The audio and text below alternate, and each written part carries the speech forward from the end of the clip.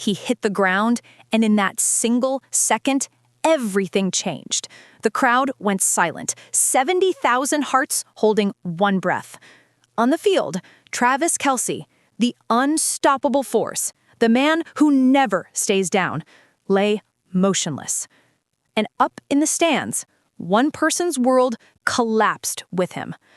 Because what Taylor Swift did in the minutes that followed and in the 6 weeks that came after would reveal something no camera could ever capture. A side of love that isn't glamorous or easy or sung on a stage under perfect lights. It's the kind that breaks you, remakes you, and shows who you really are when the music stops. But no one knew that yet. All they saw was the hit and the silence that followed. It happened in a heartbeat, the kind of moment you never see coming, but never forget once it arrives. Travis Kelce caught the pass, cut right, and drove forward with that unstoppable energy that made him a legend. The crowd roared, a wave of sound rolling through the stadium, until it all shattered in an instant. A defender came flying in from the blind side. The impact was violent, unrelenting, helmet to shoulder, body to turf, and then silence. You could almost feel it in the air, that strange, heavy pause when 70,000 people realize something isn't right. No one moved. The camera zoomed in, then froze. Travis wasn't getting up. The replay screens looped the hit again and again, but each time, it looked worse. His arm twitched, his eyes blinked, unfocused, and then, nothing. Even the commentators stopped talking, their usual flood of analysis replaced by the sound of open mics and uneasy breathing. Somewhere in the stands, a fan shouted his name, desperate, as if volume alone could pull him back to his feet. On the Chiefs' sideline, players huddled, whispering prayers under their breath. Coach Andy Reid took off his headset, staring out onto the field with the look of a man who's seen this too many times and still never gets used to it. But up in the luxury box, a different kind of silence took hold. Taylor Swift, who'd been laughing seconds earlier, froze in place. The cameras didn't capture it clearly, but a few fans sitting nearby would later say the same thing. Her entire face changed, like someone had just cut the world's sound from under her. She leaned forward, gripping the edge of the glass, eyes locked on the man lying motionless below. Her security whispered something, but she didn't move. Her lips barely parted, as if she was trying to say his name, but couldn't. Down on the field, the medics arrived. They knelt, signaled to the bench, and the cart began to roll out. A few players took a knee, some looked away. And in that vast, roaring stadium, the same place that usually echoes with cheers and fireworks, you could hear nothing but the faint hum of the lights. Every second stretched longer than the last. When Travis finally moved, just barely, the entire crowd exhaled as one. But that relief came with a tremor of fear, because no one knew what that movement meant. Was it strength or struggle? And as he was helped to the sideline, his head low, one camera finally caught a glimpse of Taylor again, hands clasped, eyes wet, whispering something only she could hear. It wasn't the end of a play. It was the beginning of something much deeper. The moment where the game stopped and the story began. When Travis left the field, the world turned its eyes toward one person, Taylor Swift. Up until that moment, she'd been the symbol of light in the stands, laughing, waving, caught on camera every few minutes, wearing that red Chiefs jacket that fans now know by heart. But after the hit, all of that disappeared. She didn't smile, she didn't wave, she didn't sing along to the music blaring through the stadium speakers like she usually did. She just sat there, frozen, hands clasped tight, eyes fixed on the field. The broadcast cameras tried to find her, but every time they did, they cut away almost instantly. It was like even they could sense it, that what they were seeing wasn't for show. This wasn't a celebrity reaction. This was something private, raw, human. A fan video from the stands would later surface. Grainy, shaky, but powerful. It showed her whispering to someone beside her, her voice trembling. He doesn't stay down like that. He never stays down like that. Those who know Taylor say she's calm under pressure, rehearsed, composed, trained for chaos. But that night, every layer of control fell away. Her security leaned in, asking if she wanted to leave, but she shook her head. She stayed. Every second, every replay, she stayed. And when the cart finally started moving, carrying Travis off the field, she stood. No one around her did. Maybe out of confusion, maybe out of shock, but she did. Hands pressed against the glass, tears running down her cheeks, watching as the man she loved disappeared into the tunnel. Later that night, fans noticed something strange. She didn't post. No Instagram stories, no photos, no cryptic song lyrics, nothing. For someone who's built an empire out of words, her silence was deafening. And maybe that's because for the first time in years, there were no words, just fear. And the quiet kind of love that only shows up when everything else falls apart. The ambulance doors slammed shut. And for the first time all night, the cameras couldn't follow. The noise of the crowd faded into the distance, replaced by sirens slicing through the Kansas City night. Inside, the only sound was the steady beep of the heart monitor and the low voices of the medics trying to keep calm. Travis was conscious, but barely. His breathing was shallow, eyes flickering, trying to focus. As one medic whispered, "Stay with us, 87." He tried to nod. He couldn't. Outside, the city moved in slow motion.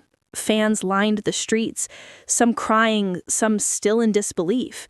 They'd come to see a football game, but what they witnessed felt like something else entirely. And somewhere not far behind that ambulance was Taylor. Her SUV followed in silence, headlights dimmed, windows tinted. She sat in the back seat, hands gripping her phone, refreshing for updates that didn't exist yet. For someone who'd sold out stadiums around the world, she had never felt a silence this loud. At the hospital, security was already waiting. Reporters had gathered outside before the ambulance even arrived, their cameras flashing at every vehicle that slowed down. No one knew exactly what had happened, only that Travis Kelce had been rushed to the ER and Taylor Swift had disappeared from public view. When the ambulance finally pulled in, a medic jumped out and shouted something no microphone caught. They rolled him inside, surrounded by a wall of staff. The door swung closed, and just like that, the story everyone was watching became a mystery. Minutes later, Taylor arrived through a side entrance, covered in a black hoodie, head down. No makeup, no entourage, just her and a bodyguard who said nothing. A nurse recognized her instantly, but no one dared approach. She stood at the end of the hallway for a few seconds, motionless, then whispered, "Can I see him?" They let her in, and for the next several hours, no one saw either of them again. Outside, the world waited. Social media went into overdrive. Hashtags, rumors, theories. Is he okay? Was it a concussion? Did she cry? No one had answers. But inside that hospital room, under the sterile white light, all that existed was a quiet heartbeat and the woman who refused to leave his side. At 3:17 a.m., a source inside the hospital finally sent a message to a reporter. He's awake. She's with him. And for the first time in hours, the internet exhaled. But for Taylor, it wasn't relief. Not yet. Because sometimes love isn't about the moment they wake up. It's about the hours you spend wondering if they ever will. The next morning, the world woke up to headlines. Kelce hospitalized after brutal hit. Swift seen rushing to ER. And then, just a few hours later, Taylor Swift postpones her shows. It didn't feel real. Taylor, the woman who never stops, had stopped. Her tour was mid-swing, with sold-out shows across 3 continents. Every night, 60,000 people screamed her lyrics, and every second of it was planned to perfection. But none of that mattered anymore, because when Travis went down, the rhythm of her world went with him. Behind closed doors, her team panicked. Millions of dollars on the line, schedules locked for months, entire cities built around her arrival. But Taylor's voice cut through the noise with a single sentence. "I'm not leaving him." People who were there say she didn't cry, not that day. She was calm, quiet, but unshakable. She walked into her manager's office, unplugged her phone from the wall, and said, "Reschedule what you need to. I'll sing again when he's okay." No PR statement, no cryptic posts, just silence and commitment. For weeks, she stayed in Kansas City. No private jets, no red carpets, just hospital corridors, sleepless nights, and endless waiting. Fans who'd seen her perform for 3 hours straight were now seeing her vanish completely, like a spotlight turned off mid-song. Inside the hospital, staff said she kept her distance when doctors worked, always standing just outside the door. She brought coffee for the nurses, food for the team, and books for Travis when he was finally strong enough to read. Someone described her as exhausted but glowing, like someone who'd finally remembered what mattered most. And when the tabloids started to speculate, trouble in paradise, Taylor's PR move, she's hiding something, she didn't respond. Because sometimes silence isn't weakness. It's love's loudest statement. By the time Travis was discharged, weeks later, her team had already rewritten half the tour schedule. Fans didn't complain. They understood. They knew this wasn't about fame or image or headlines anymore. It was about a choice between the world and one person lying in a hospital bed, whispering her name. And Taylor Swift, the woman whose life was built on sound, made her loudest choice yet, through absolute, unwavering silence. Recovery wasn't a straight line. It never is. The world saw headlines, Kelce improving, Swift by his side. But what no one saw was the quiet war behind those hospital walls. At first, everything felt sacred. Taylor was there every morning before sunrise, sometimes still in the same clothes from the night before. She'd sit beside his bed with her notebook, scribbling words that would never become songs. She wasn't writing for the charts. She was just writing to breathe. Travis would joke when he could, smiling through the pain, trying to make her laugh again. But the truth was, the man who once defined himself by strength was now being carried, helped, watched. And for someone like him, that wasn't easy. Some days he'd tell her to go home, to rest, to be Taylor Swift again. And she'd just smile and say, "This is who I am right now." But as the days blurred together, exhaustion crept in. The constant cameras outside, the rumors, the pressure to speak, to perform, even in silence. Her label wanted updates. His team wanted reassurance. And in the middle of all that noise were two people trying to hold on to something real. Late one night, after another sleepless evening by his bedside, Taylor broke. She walked into the empty hospital corridor, her hands trembling, eyes red. A nurse found her sitting alone, head against the wall, whispering, "I don't know how to be strong all the time." For the first time, she let herself be human. Not an icon, not a performer. Just a woman who loves someone who might never play again. The conflict didn't come from anger. It came from love worn thin. Travis hated seeing her there every day, giving up everything. He told her he felt guilty, like his injury had stolen her world. She told him he was wrong, that he was her world. But guilt has a way of twisting even the purest love. Their talks grew quieter, their silences longer. She wanted to stay. He wanted to set her free. And for the first time since that night on the field, neither of them knew what came next. Because caring for someone means carrying their pain, and even the strongest hearts have limits. That was the paradox of their love in those weeks. They were closer than ever, and yet one heartbeat away from breaking. Something changed in the days that followed. Not suddenly, but softly, like dawn seeping through a window. The fights faded, the silence stopped feeling heavy, and in its place came something gentler. Acceptance. Travis was still healing, still uncertain about the future, but one morning when the nurse helped him to his feet for the first time, Taylor was there, camera in hand, tears in her eyes, whispering, "You did it." He looked at her and smiled, small, tired, but real. And in that moment, something clicked for both of them.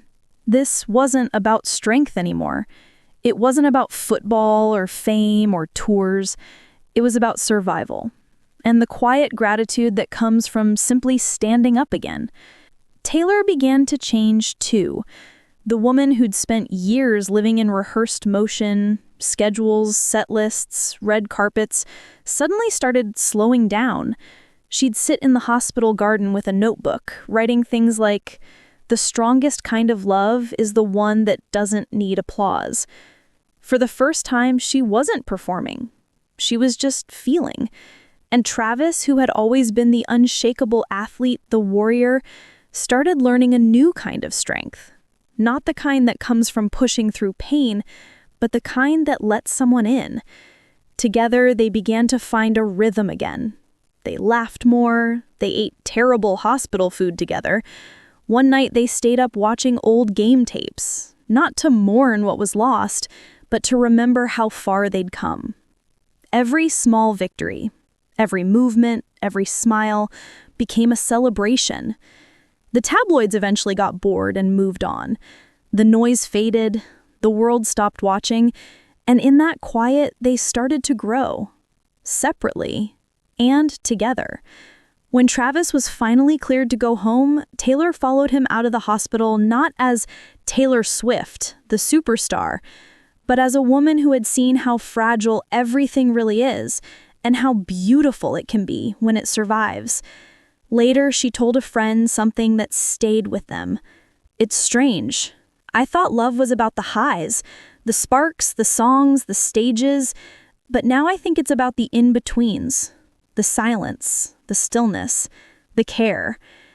And maybe that was the real shift, because what started with a fall on the field became something far bigger, a lesson in gratitude, in growth, in what it means to stay when it would have been easier to run. When Taylor finally stepped back onto a stage, the world held its breath. The lights dimmed, the crowd roared, but when she appeared, there was something different. The same smile, the same shimmer, yet softer, more grounded. Gone was the image of the untouchable pop icon. What stood there now was a woman who had lived through fear, love, and the fragile quiet in between. She didn't mention the hospital. She didn't need to, because when she sang, every word carried the weight of what she'd just survived. The audience could feel it, even if they didn't know the whole story. Her voice trembled on the first song and then steadied. Halfway through, the screen behind her showed a heartbeat. Slow, strong, pulsing with light. It wasn't planned. It wasn't merchandised. It was a quiet tribute, one only a few people truly understood. Meanwhile, Travis was home, still in recovery. He watched the live stream from his couch, surrounded by ice packs and silence. And when she sang that line, "I stayed when the lights went out," he smiled, whispering, "Yeah, you did." In the weeks that followed, both of them began to find their footing again. Travis started light workouts, moving slower but steadier each day. Taylor resumed her tour, not to escape, but to celebrate. And yet, every time she walked off stage, the first text she sent was always the same. "You okay?" And his reply never changed. "Getting there. Proud of you." They didn't need grand gestures or public statements anymore. What they had now was something quieter, something real. The kind of connection that doesn't live in headlines, but in the moments no one else sees. By the time fall rolled around, the world had moved on. New stories, new dramas. But for them, that one night, the hit, the silence, the hospital, had rewritten everything. Taylor once said in an interview, years before all this, "I write songs about the moments that change me. And if she ever wrote one about this chapter, it probably wouldn't be about pain or fame, but about what it means to stay human when the world expects you to be more." Because when the lights came back on, she wasn't just returning to the stage. She was returning to herself. And somewhere in a quiet house in Kansas City, a man who had once fallen and almost didn't get up was standing again, watching her shine. Sometimes the biggest moments aren't the ones the cameras catch. Not the touchdown, not the award, not the sold-out stadium. They're the moments you can't put on a highlight reel. The quiet acts of love, the choices made in silence, the strength it takes to simply stay. Taylor Swift's decision to cancel an entire tour wasn't about headlines. It wasn't a publicity stunt. It was a reminder that even the busiest lives, the brightest stages, the loudest applause, pale in comparison to the people who stand by you when the world goes quiet. Travis Kelce's recovery wasn't just physical. It was emotional. It was learning to accept help, to let someone in, to trust that vulnerability doesn't make you weak. It makes you human. And for both of them, those 6 weeks became more than a story of injury and care. They became a testament to patience, to love, to the quiet courage it takes to put someone else first. Maybe that's what makes their story unforgettable, because it wasn't about football. It wasn't about music. It wasn't about fame or fortune or what anyone else thought. It was about choosing each other in the hospital hallway, in the small gestures, in the sleepless nights and tiny victories. It was about showing up, even when it's hard, even when no one is watching. And maybe that's the real truth we all need to remember. Love isn't always loud. It doesn't always make headlines. Sometimes love is quiet. And sometimes that quiet is the strongest thing you'll ever see. As they walked together through the chaos of life, family, and career, one thing was clear. The moments that mattered most weren't planned. They were lived. And in the end, isn't that the point? To be present, to be human, to be there for each other. No matter what the scoreboard says, no matter how loud the world gets. Because even when the stadium is empty and the lights dim, the story remains. A story of love, courage, and the quiet power of staying.